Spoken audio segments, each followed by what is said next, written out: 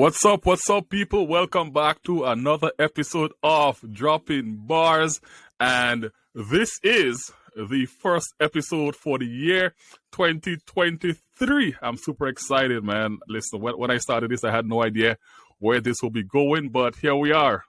Well, 3-4 months in and going strong. And I'm very happy for everyone who would have supported Dropping Bars in 2022. And I have no plans to slow down. And to get the year started, I couldn't ask for a better guest. Listen, man, I met this guy through the One Young World community. We are both One Young World ambassadors. I am the ambassador representing Grenada, and he represents Haiti. And he was also the coordinating ambassador for the Caribbean. So technically, you can say he was my boss.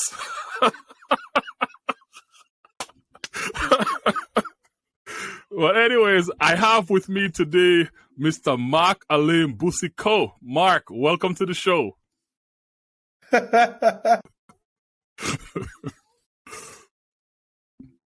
You're muted, Marc. Happy New Year, man. I'm so happy to be reconnected with you. And I love your intro. I could never be your boss. I could only hope to be a good friend. Happy New Year, man. I really want to send a big shout out to your podcast community and everyone who's listening. Super happy to be in the room with you, man. Very happy. Oh, man. Thank you so much. And Happy New Year to you as well. And, yeah, bro, I've been watching your growth, your trajectory over the years, and I'm super excited. I'm very proud of you and everything that you've been doing. And I'm really happy to just get into this conversation with you. And to get the ball rolling, why don't you tell the community and the people that are watching, who is Marc and what do you do? Well, Kimron, thank you again for hosting me today. To anyone who's watching this for the first time and who's just seeing this face for the first time, I'm a Haitian man, an ecosystem builder. Basically, what my life mission is to bring people together and build communities. In terms of academic background, I'm an economist by background, did a master's in financial economy policy, currently a student at Harvard, doing a master in public administration. But what really defines me is through my work as a social entrepreneur. So I built Banj, which is a co-working space in Haiti, Port-au-Prince, Haiti, where we are the must-go-to place when it comes to technology, innovation, and community, right? We help entrepreneurs find their potential. We've been working with global brands around the world like Meta, like Stellar, if you're interested in blockchain. We also work with Google. And basically the work we do with these partners is either education for our developers, technology developers in Haiti, or building community, organizing events, and bringing people together and help them learn and also build their startups through our incubator and accelerator programs down in Haiti. And we're going to be talking more about that. Why Haiti, a country that's kind of like seen as, the destination for humanitarian aid. But we also need to build a new narrative. And that's not just for Haiti, but for the Caribbean. So I find that my life mission is to be able to bring in that conversation, bring those people, bring in those connections in order to build a stronger ecosystem in Haiti and throughout the Caribbean. Amazing. And I'm glad you mentioned that, because what I want to ask you now, as someone who has invested in entrepreneurs through Banj in Haiti and across the Caribbean, can you talk to me about the importance of investing in youth entrepreneurship in the Caribbean? And not just youth entrepreneurship, but entrepreneurship on a whole. But what's the importance of investing and because I know that's kind of what you've been pushing through Banj, So talk to us about that. I think my calling to build Banj was based on the simple fact that as an economist myself, I was looking at the trend of Haitian growth in the past 30 years, and it's actually globally negative. And I was always bothered by the idea of how do we change that? And when we look at the way investment is being done in the last 30 years, it goes to the same sectors and the same traditional sectors, which is more like focus on commerce. We're importing things and then we're just consuming. I thought, how do we come back in the middle of that growth narrative? And I thought that young people will carry those solutions because now technology has spread around the world. Technology is disrupting sectors and technology is helping people find new potential and discovering new areas of growth. If you look at the world, like, some of the biggest companies in the world are in tech.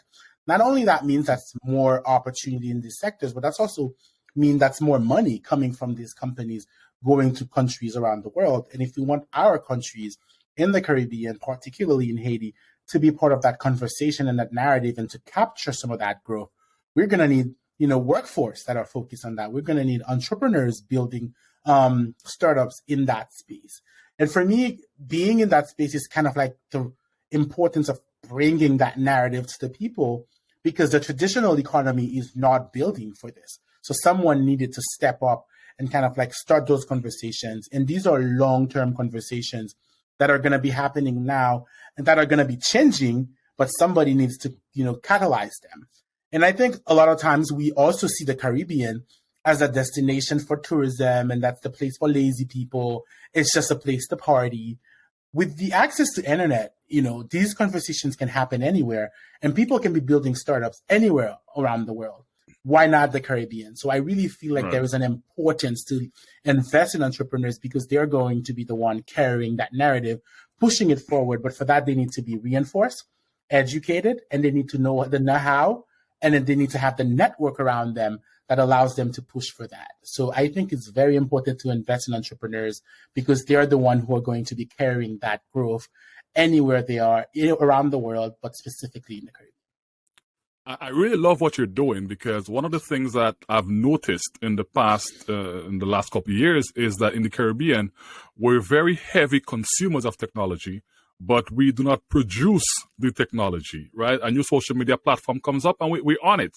A new tech is out there and we're on it, but we're not producing that. And I know that's something that you're passionate about. That's something that you've been building around. I mean, at the end of the day, when you introduce yourself, you said you're a tech ecosystem builder. So, and these are the things that, we really need.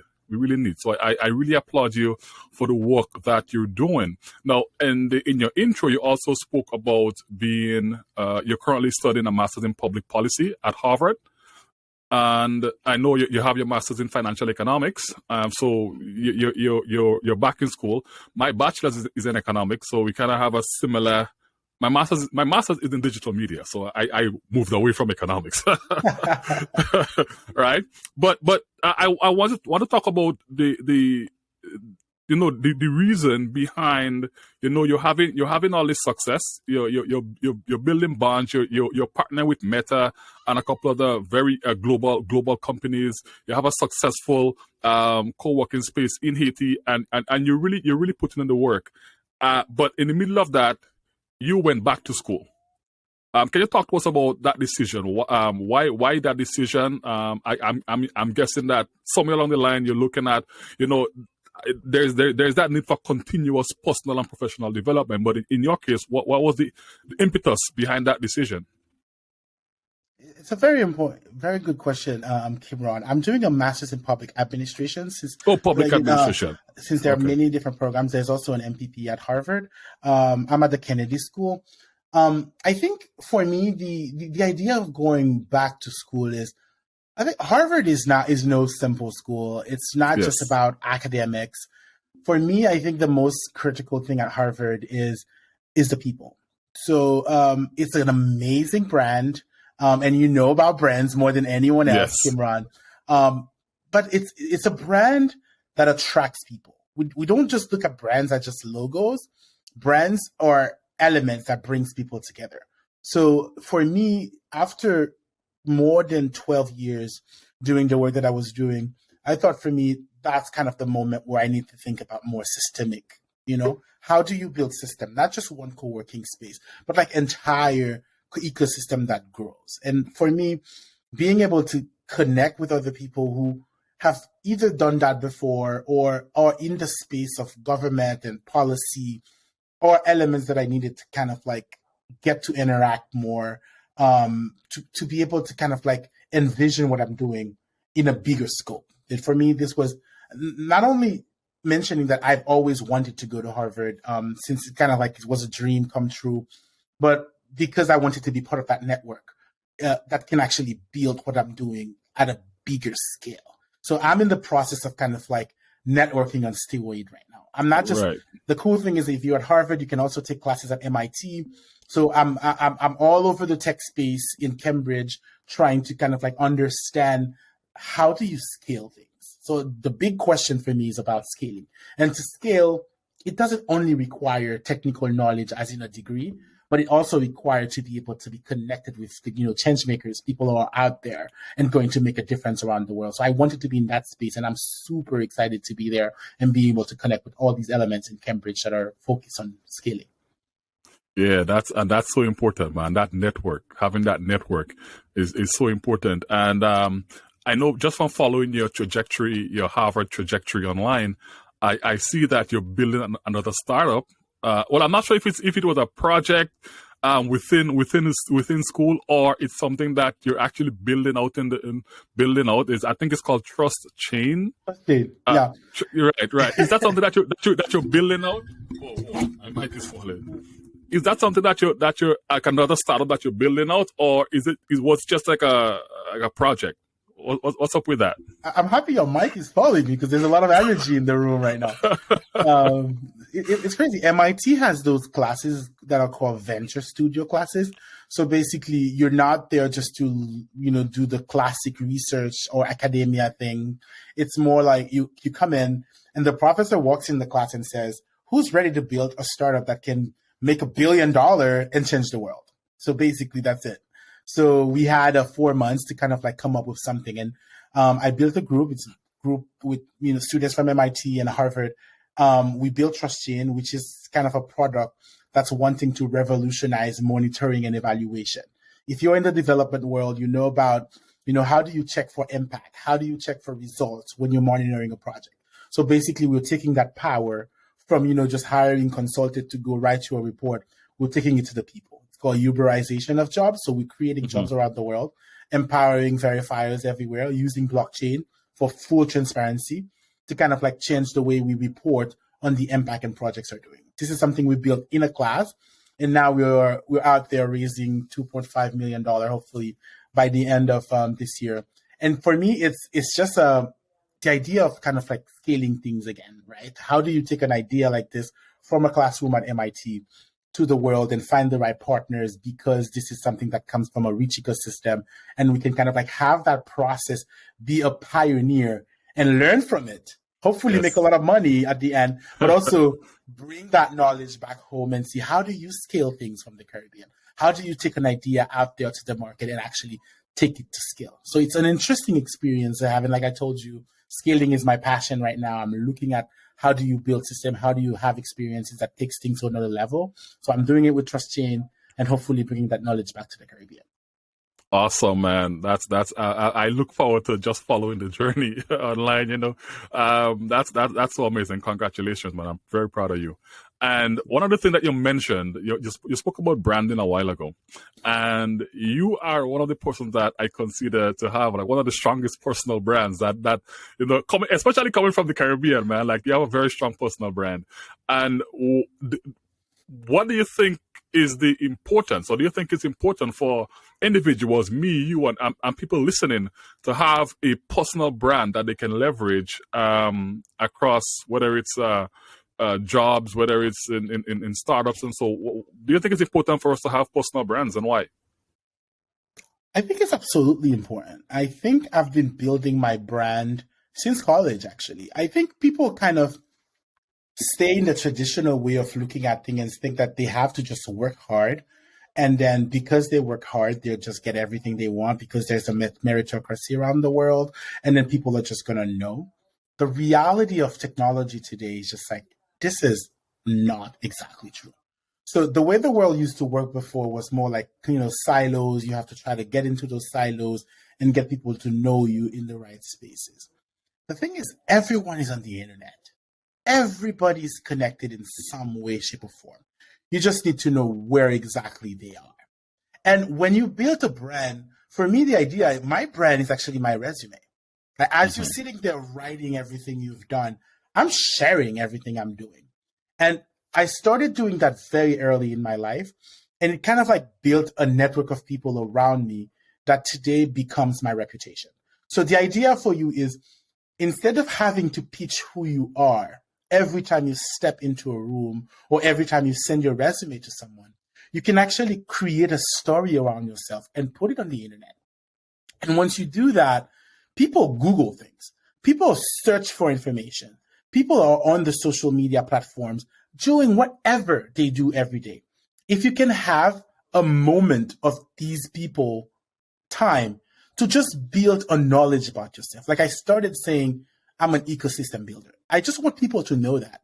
And if you're a good graphic designer, if you're a podcast host, or if you're good at whatever you are, whether it's cooking, whether it's building houses, whatever you're doing, if you really want to create a space for you to be that person for the long term, you want to create that narrative around yourself.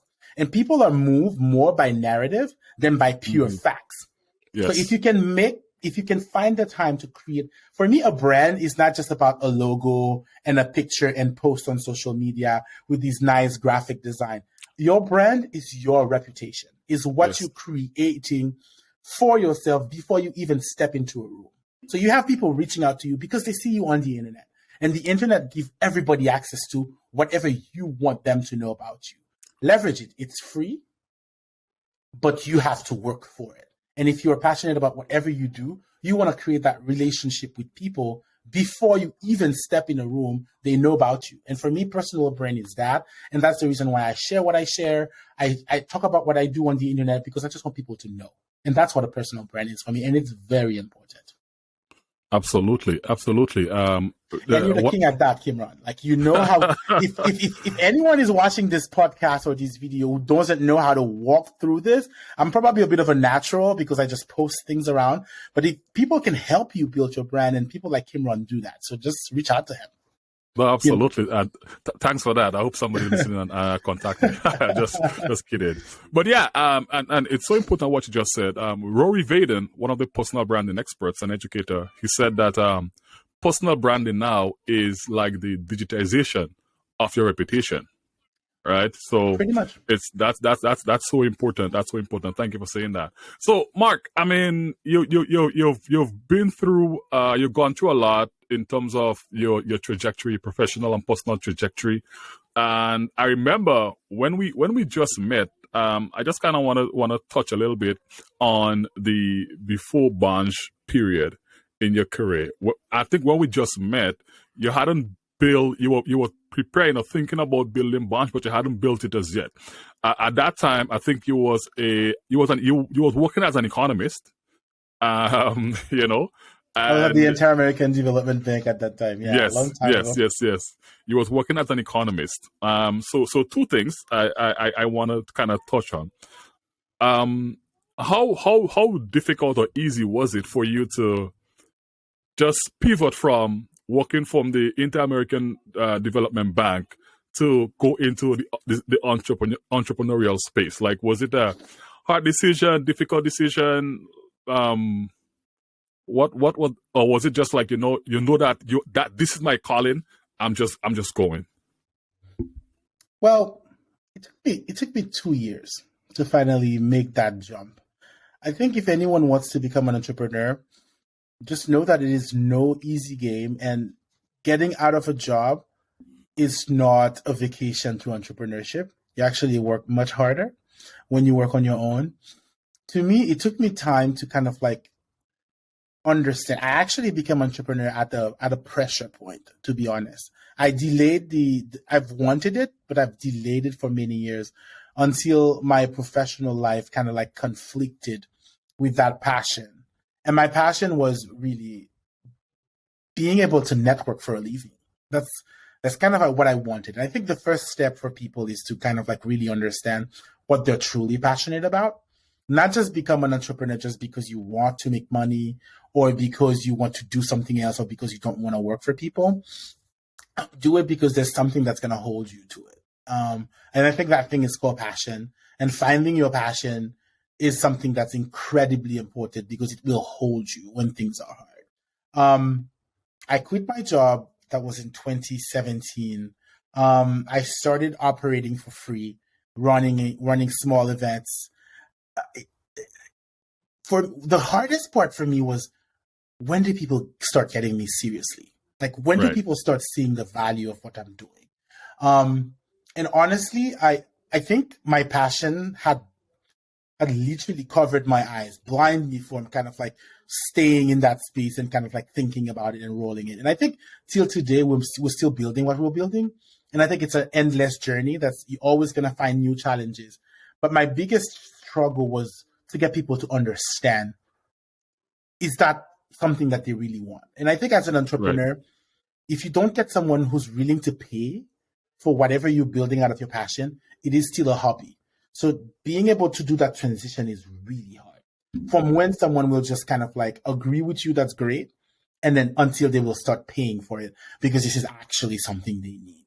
But honestly, my entire life, I've always been a math person. So numbers was always something that I would look at. But also my passion was a thing that I would really put my focus on. And I think the secret of it has always been consistency. Keep doing what you're doing until it makes sense, and keep doing it again until it makes more sense, and keep doing it again until it makes more and more sense. Right. So to me, it has always been that journey. I never sit down and kind of like stay over one situation of difficulty. Just like keep moving, keep trying until it makes more sense. Absolutely. And I imagine along the way, everything was not as smooth as we would want it to be. I'm sure that there was some obstacles that you faced. Like what are some obstacles, or one major obstacle that you faced, and how did you overcome that? I think one of the saddest things that happened in our journey at Bonge was in 2019, when, we were operating as a co-working space just 1 year since we kind of opened, and it was kind of like a big hit in the country. Political situation was going down, and a riot actually happened in Port-au-Prince, and they entered our space. We lost all of our assets. They burned part of the space. And it was kind of like that moment where I realized like this was the end of the journey.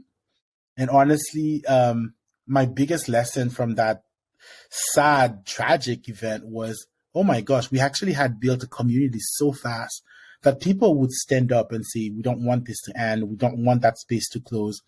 And a friend of mine started a fundraiser online. And I remember we collected $30,000 to restart like buying chairs and, fixing the place again and starting over. And that lesson for me was important. And that's kind of a lesson I want to share with people. Whatever you're doing, build a community around it. If you're not building for yourself, you build actually much faster.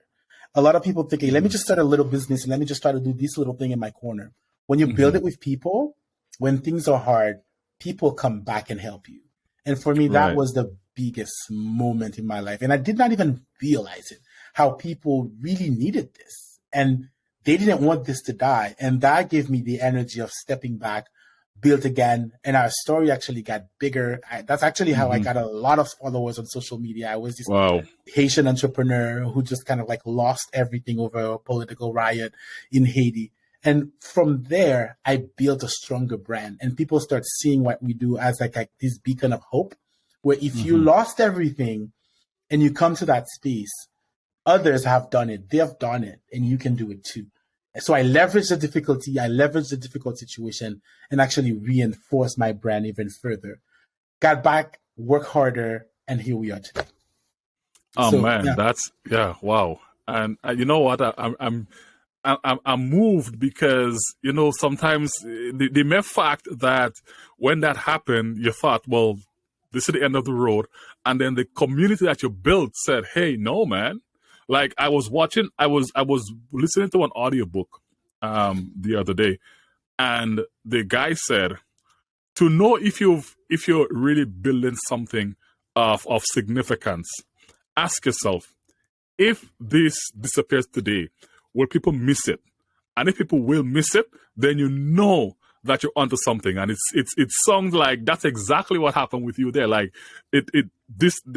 part of it got burned. You lost all the assets and so. But people were like, we can't let this die, man. Wow, that's kudos to you for building such a community, bro. That was an important moment of my life, Kimron. For me, that was my market validation. Like you study market validation in school if you're studying marketing and whatever. For me, that was like real life market validation. Like, that's when I realized I have to continue, and I did. Absolutely. Yeah. And you touched on, the lesson that came out of that. And like, so I want to kind of just jump in there and kind of just touch on what are some of the other lessons that you would have learned along throughout your journey as whether before you started building Bonge, right now, partnering with different organizations, going back to school. Like, what are, let's say, maybe 3 big lessons that you learned along the way? I've learned a lot, man. But I think one of them would be start small. Like, start small. Like, start small and start early. Like, there's what we call the compounding effect of small investment towards your dream is something that is so important and not enough people know about. You want to start a huge chocolate company? Start doing chocolate in your kitchen. You want to build car? Start building little robots. Like you want to start a big podcast?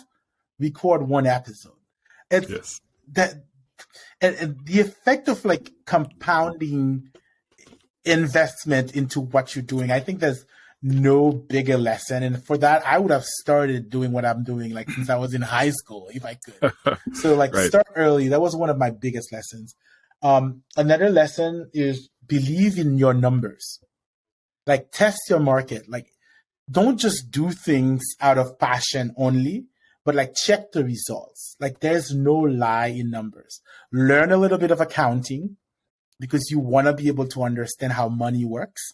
When you put your money out, what come back in. It doesn't have to mean that you have to make a profit today, but you have to be on a journey on making this better. So really, my second advice would definitely be trust numbers. And my last one, which you probably would guess that I would give, is your network is your net worth. Yes. Build networks. Be crazy about it. Not just like connecting with people superficially. Build meaningful relationships. Have friends. And there's something I always tell people. If someone doesn't think about you, there's no way they're going to bring an opportunity to you. Like, even yourself right now, maybe you saw me putting a post. Maybe you remember some of our times at One Young World. I don't know what came to your mind, Kimron, but you woke up one morning and you say, hey, Mark, I'm doing this podcast. I think you would add value to it. Come. So these relationships are going to be your net worth. And I don't know who's going to listen to this podcast, and you don't know who's listening to you or when you're making a post, but whatever you do, build network around it, because these network are going to bring you sales. They're going to bring you your next advisors. They're going to give you the best insight you've ever had. They're going to remember you when you don't even expect it the least. So one is really start early and build compounding investment into what you love. 2, believe in numbers because they're your best friends. They'll tell you how things are going. And 3, build an amazing network around what you're doing because it's going to help whatever you're doing grow. That's amazing. That's amazing. And and you're right. Like, I mean, if it's one thing I can say, coming out of One Young World, I went to you went to One Young World how many times? Like, you went to the conference quite a number of times. Yeah, probably too much. Probably too much. But I think this is kind of like my reason to travel every year, kind of. Right. I love going to One Young World. Yeah, I mean, I've been to One Young World only twice, right? I've been there twice, but you're right, because when I think about the people I've met at One Young World, there is a number of people that I that stands out in my mind because I see them, what they're doing. Like, we may not connect and be talking on a daily basis, whatever, but you're still connecting with them because you're seeing the work that they're doing, and you're so like yourself, and I can reach out to you and say, hey, do you want to come on and add some value? So absolutely. And network, man, like your network. This is so important. This is so important. I'm telling you, building the right network is so important. Having the right people around you, just in your space, in your corner, like this is key, man. I'm glad you said that. Now, Mark, at the time of recording this podcast, we're not in 2023. 2023 as yet, but when this podcast will be released in for the very first week of 2023. And so now that, entering a new year, I know that success, and for me, you could share your thoughts on that, but success starts first in the mind, having the right mindset, right? And so, I want you to share something for me to especially the youth of the Caribbean. What is the kind of mindset do you think that they need to have in order to attain success in 2023? Wow, that's a good one. I think young Caribbean leaders, entrepreneurs, students, people, they need to know that they're living in a changing, fast-paced world. The mindset of kind of thinking that, hey, like life will wait for them and, it's easy peasy going in the Caribbean. That's not going to help them build the success they want. They need to be proactive. They need to be out there looking at the trends in the world. Where is technology taking the world today? What's the actual conversations that's happening in their communities? What do their leaders think? How can they contribute? We are living in a society, what I would call, of interaction, right? We're no longer in the Web 1 world where like people just consume information. Now, we're not even just in Web 2, we're in Web 3. Exactly. Web 3 is now taking information at scale and see how we can take decisions on them. But like, live in a mindset where you understand that you can influence the world around you if you want to. And now, if you could change anything, what would it be? And this is kind of like coming back to your listening to your passion, right? Know that you're living in a world of interaction. Know that you can get access to things that like no generation before you had access to these things. And if you can do all this, if you have all that power today, what is that one thing you want to change? What is that one thing you want to work on?